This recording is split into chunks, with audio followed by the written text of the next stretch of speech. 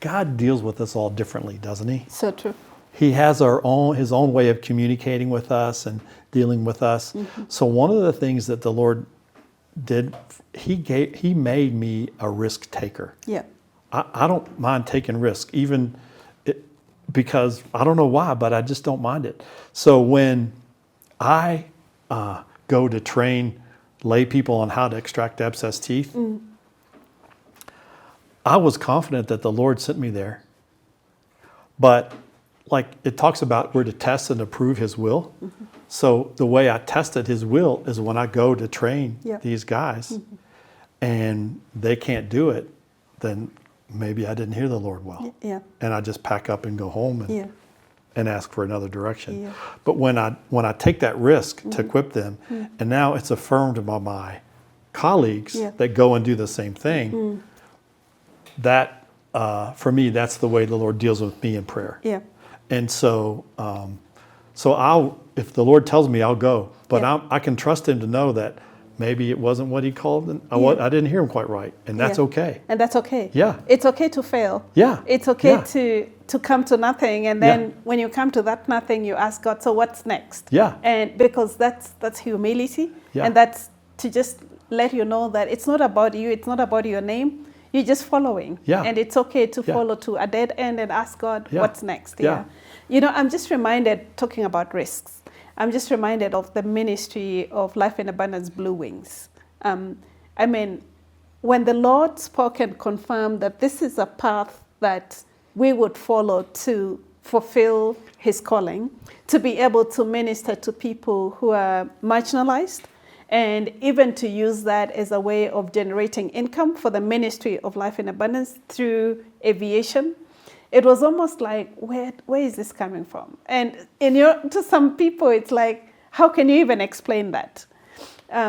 This last week, we were getting a report of what happened in the last 2 weeks as we've been doing work in Southern Sudan through the aviation ministry.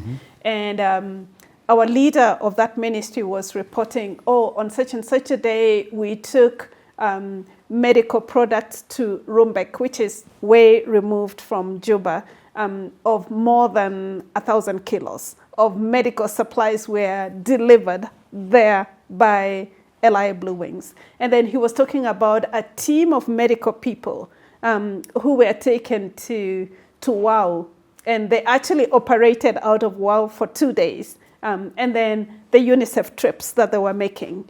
And I was thinking, even if it was just for such a time as just this week and what Life in Abundance Blue Wings has done, and we had followed the Lord in obedience through that, it would be, praise the Lord, like it would be worth it.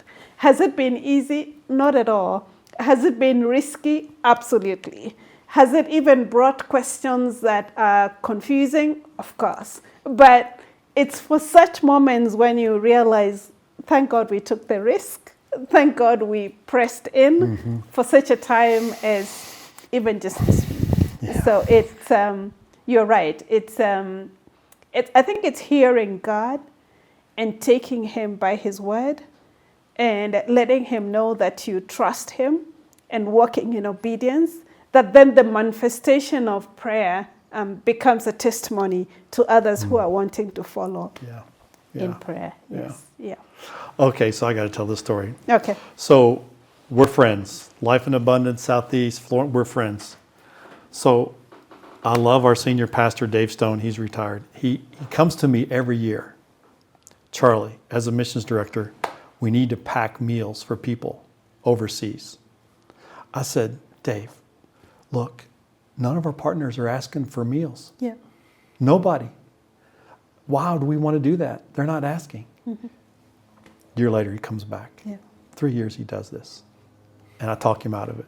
The 4th year he comes. He goes, Charlie, we're going to pack 1 million meals. I said, Dave, I already told you. No, we're going to pack 1 million meals. Yes, sir, we're going to pack 1 million meals. So it's a beautiful thing, right? Yeah. We have many campuses and grandparents come with their grandchildren. They pack meals and it's beans and rice and it's stuff for a family that needs food. Yeah.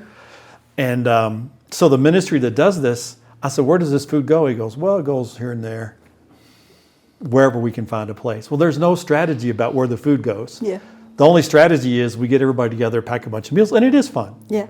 And it's right up Dave's alley, which he's absolutely right. So, but I'm not praying about this. Honestly, I already know in my mind, in my heart, we're not supposed to do this. Yeah. But now I've been told we're going to do it. So I say, okay. So I tell my team we're going to pack 1 million meals. But before I do that, I call you. I say, Florence, we have 1 million meals. Can you take them? Because I didn't want to go just put them in a container and ship them somewhere. Yeah. And you said, yeah, we can take them. And we both learned a lot, didn't we? Did we not? We did. Because like in my mind, I was just thinking, we are serving our partner. Yeah.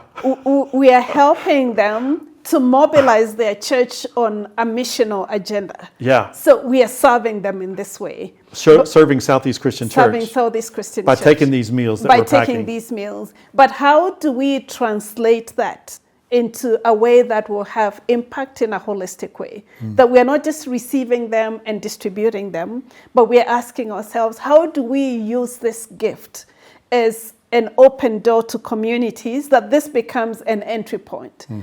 It so happened at that time, there were several of our communities that were going through a time of famine and drought.